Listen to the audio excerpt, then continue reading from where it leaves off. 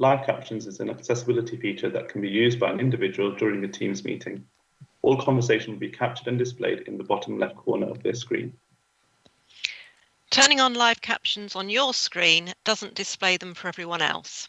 If you're organising a meeting, you should let the attendees know that this feature is available. If attendees speak fast, mumble, talk over each other, or have background noise, the captions will be less accurate. Staff and students need to use the desktop Teams app in order to access the feature. To turn on live captions, move your mouse to show the pop-up action bar. Click the three dots, More Actions. Choose Turn on Live Captions.